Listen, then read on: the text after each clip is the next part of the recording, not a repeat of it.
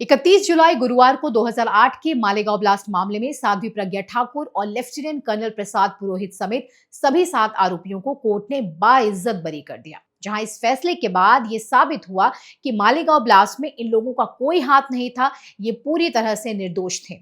इसके साथ ही पिछले 17 वर्षों से चली आ रही कांग्रेस रचित भगवा आतंकवाद की थ्योरी का फर्जी नैरेटिव भी ध्वस्त हो गया। हालांकि अब भी कुछ लोगों को यह फैसला पच नहीं रहा। कांग्रेस के साथ ही पूरा tool kit gang social media पर कोर्ट के फैसले को लेकर न सिर्फ जुडिशरी पर सवाल उठा रहा है, बल्कि इस फैसले के बाद उनका हिंदू विरोधी एजेंडा भी खुलकर सामने आता दिखाई दे रहा है। एजेंडाबाज पत्रकार राजदीप सरदेसाई को इतना धक्का पहुंचा है कि वे फैसले पर सवाल उठाते हुए कह रहे हैं कि no one blasted Malegaon in which 6 people killed, over 100 injured, Mumbai train blast last week, Malegaon this week.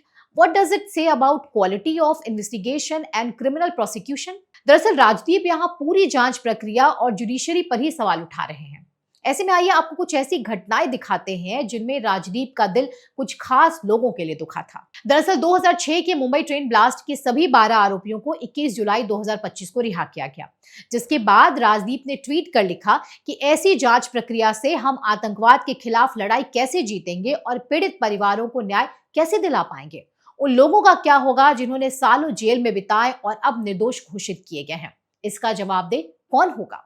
इतना ही नहीं, 2006 के ट्रेन धमाके में बरी हुए एक आरोपी को टैग करते हुए राजदीप ये सवाल पूछते हैं कि वाहिद शेख के जेल में बिताए 9 साल कौन लौटाएगा, वो भी झूठे केस में। सवाल यह है कि राजदीप कभी ये क्यों नहीं पूछते कि कर्नल पुरोहित और साध्वी प्रज्ञा के इतने साल कौन लौटाएगा। मालेगांव ब्लास्ट के सभी आरोपियों को बिना किसी सबूत के इतने वर्षों तक जांच का सामना करना पड़ा, उनसे माफी के लिए राजदीप आवाज क्यों नहीं उठाते। इकोसिस्टम को समुदाय विशेष के लोग जब निर्दोष साबित होते हैं तब उनका दुख तो दिखता है, लेकिन क्या साध्वी प्रज्ञा और कर्नल पुरोहित किस टॉर्चर से गुजरे हैं ये उन्हें नहीं मालूम है।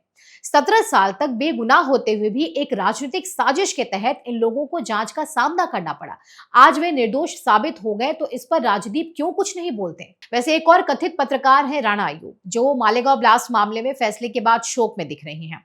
अपने ट्वीट में वो लिखती हैं कि मालेगांव विस्फोट मामले में प्रज्ञा ठाकुर समेत सभी आरोपियों को बरी कर दिया गया है, इसमें हैरानी की बात नहीं होनी चाहिए। बिल्कुल राणा अयूब जी, इसमें हैरानी क्या, वे निर्दोष थे इसलिए रिहा किए गए हैं। इसे हैरान करने वाला फैसला नहीं बल्कि न्यायिक प्रक्रिया की जीत और सत्य की जीत कहा जाता है, जहां कोर्ट ने वर्षों की जांच के बाद उन लोगों को रिहा किया जिनका इस मामले में कोई हाथ नहीं था, जिन्हें झूठा आरोपी बनाया गया था।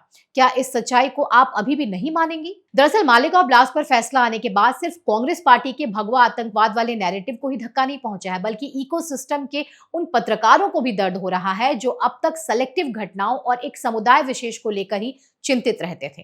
लेकिन जहां हिंदुओं के साथ न्याय होता है, वहां ये कोर्ट और जांच की प्रक्रिया पर सवाल उठाते हैं, जैसा कि हमने आपको दिखाया।